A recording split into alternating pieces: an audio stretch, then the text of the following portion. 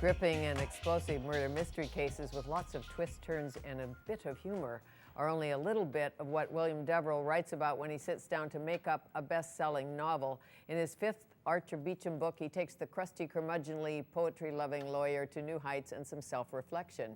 It is my pleasure to welcome Bill Deverell back to Studio 4 to tell us more. Oh, nice to see you again. Nice to see you again, Fanny. And you're getting a degree, yet another one? Yes, kind of a late life degree. They give these to people that they think their career is behind them, but I'm getting an honorary doctorate from Simon Fraser on the 6th of October. Congratulations. Next week, I guess. That's an honor. Wait till you see the outfit. Yeah, I know. And you get to toss that hat in the air. Is that what you do? Well, you tossed a hat in the air before, right? Because you are a graduate in law. Yes, but I can't remember even being at my graduation ceremony. I was such an iconoclast back then, I probably boycotted it. You think? I can't remember that well. Really? I might have been under a table someplace.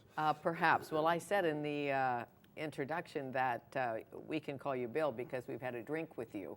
Then I thought, gee, what if he's in AA now and hasn't had a drink for years? Who knows? Well, you can relax over that. Good. I'm not in AA now, never have been. Well, my grandfather used to say, I don't trust anybody who doesn't drink. Yeah, that's right, but we've had a few. Criminal law, before criminal law or after criminal law, journalism called you. Sort of before and during, I went through law school working sporadically at various newspapers, Canadian Press, Montreal, Vancouver Sun in 1962, as I discovered when I was researching this book, because I'd completely forgotten what I was doing in 1962, and I went down to the Vancouver Sun library and scrolling through all these microfiches, and there's my byline pops out at me, and so. Those are the days when, I guess, Fotheringham and Jack Wasserman and all that. Webster. Jack Webster, that crew were. Moira Farrow. Were you a good reporter, do you think? I was Were actually you scrappy? I was a very, very good reporter. I mean, I was what they called the transportation editor. I covered the waterfront at the Sun. There was not much doing in Vancouver back in those days, but. Well, there were a few things doing, as I recall. recall. It was a slow, laid-back town with lots of criminal elements, gangs and whatnot that were fun. Yeah. Ladies of the night, a penthouse, a cave. Yeah, so I hear. I always read the author's notes in the back, and you thank many people. One being George Bowring, poet laureate. How did he help you write this book or research this book? Well, he'd written a book, in fact, and he's a pal of mine. We communicate a lot and get together occasionally for a drink or two or three. And he'd written a book set in Vancouver, a kind of memoir. Oh, forgive me, I can't remember the title. Probably about baseball. Yeah, there were sections about the Vancouver Mounties in there too. Right. But it was a memoir, just kind of walking the streets of Vancouver in 1962, with a photograph of him on the cover of a young version of himself, walking down. And so I called upon him for a little bit of recollection to help me through that year. The memory dims, after about 50 years. Well, you did remember a few things, like the Georgia Hotel. I remember the Georgia Hotel. It was a famous watering hole for lawyers, probably journalists too, back then. So, number 5, I'll see you in my dreams. I'm only here, so usually I've read it all by the time you get here, but this was a late arrival. So, what's it about? Well, we have Arthur Beecham, who we kind of open with him in current time on his Garibaldi Island, and he's about to enter a contest for the Mabel Orffmeister Prize in Fruits and Vegetables at the Garibaldi Island Fall Fair. And that's his main goal in life at this time, and he's in his 70s. And then we flash back for most of the book, at least 2/3 of it, to 1962, when he was 25 years old and handed his first murder case. And those are back in the days when capital punishment was going on in Canada. In fact, there were a couple of hangings in 1962 that year, and so there's some tension involved. And it's a legal aid case on behalf of a militant young native who has riled some locals, especially the police, and it looks like they framed him for the murder of a prominent philosopher and writer and religious expert who had once been the principal of a residential school. So Arthur gets involved in that, and there's quite a kind of a struggle of the minds between conservative Arthur and radical Gabriel Swift as client, and it carries on through the book, and then 2/3 of the way into the novel, we go back into present time.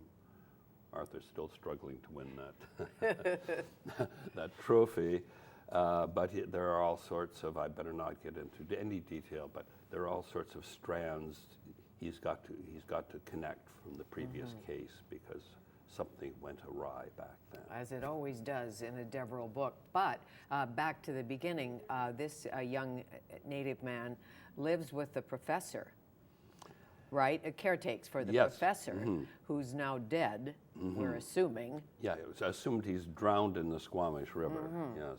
But Beecham is connected somehow to the professor, to the too. same so professor. The lawyer and the young Native man are connected to the professor. The professor was, in fact, Dermot Mulligan, who is teaches at UBC and or taught at UBC, and who was the mentor for Beecham when he was a young student of the classics, Latin and Greek, and who then also taught young Gabriel, just sort of one-on-one instruction in his home as he was, and Gabriel turns out to be an extremely bright young man.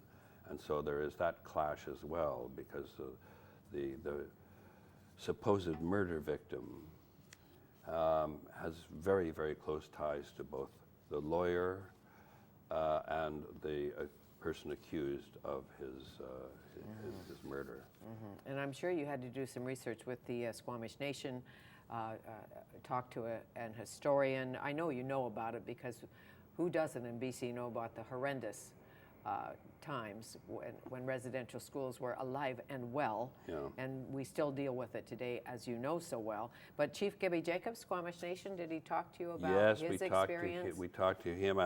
I got a lot of help as well from Louise Mandel, who is a Native rights lawyer. Native rights lawyer who was also my articling student and later associate in our law firm in Vancouver, and became a very prominent Native rights lawyer. Having defended, she got into it by defending one of the chiefs on a speeding ticket. We used to have back then we had a motor club with the slogan, "We put a lawyer in your car." So we were defending all these people with their traffic violations. Great. And she did so well that the chief said, "Hey, maybe you can come on board." So she was a great help too.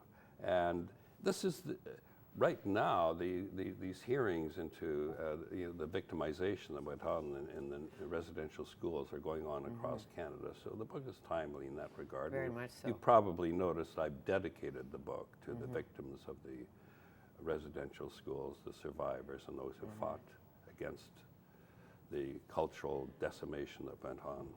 I did notice that. And I love your steamy scenes, or your, well, I just have a feeling that you may have had a morning after when you didn't quite remember what happened the night before, because of how you write about it. Because you have Beecham, the lawyer, with his kind of assistant, Ophelia. Not assistant, but on the case with him, right? And they go out and they have a few beers. Yeah. And in the morning, Beecham's boxer shorts are hanging on the doorknob. Yeah, I'm trying of to remember. His room.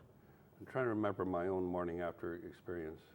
Were you there the night before that? No, because I don't know if everybody's had one, but we've all wondered, did I really stand on the table? And then your girlfriends say, you did. Oh, that's And right, I then- know. Well, that's exactly what Arthur Beecham does early in the book, and he does have he's not aware of it, that he has a drinking problem yet. But as we all know, he later became a very serious alcoholic, and as a result of having a wife who was recklessly unfaithful to him, and he finally conquered. The book I'm writing now is also set a little bit back in the past, and it shows Arthur fighting his alcoholism as he's undergoing his very first prosecution. He's been hired to prosecute. So I'm you know, as Arthur ages a little bit, he's had so many great trials. Yes. There's all sorts of opportunities to present him in the past, and also to awake memories for my readers of whatever the year 1962 or 1980 or, you know. And so I'm having fun with that. I think readers like to, you know, check to see, has Deverell got his 1962 right, and that sort of thing. Exactly, because people do know, as you know, because it's set here. I don't know if they know in New York, but they certainly know here that there was a firm called Russell Dumoulin. And when you mention that in a work of fiction, do you have to call anybody, or can you say Rankin? You mentioned Lawyer Rankin, or Harry Rankin being a great lawyer for the downtrodden. Can you do that freely? Oh, sure. As a writer of fiction, not a problem. Sure, I'm not. You know, if I slander anyone, that person is either passed away by now, or deserves it. But I really don't. You know, Harry Rankin was in fact a great hero of mine, and some of the other lawyers mentioned there are indeed. Angela Branca. Oh, Angela Branca. And Dodi Branca, his daughter Judge. Angela Branca, you are going back. Well, I remember those guys. They were my heroes in court. Why? Well, Your I don't. heroes in court. Why? Well, let's take a break, and you can think about it. And when we come back, you'll have an answer. Won't you, William? I'll do my best. We'll come back.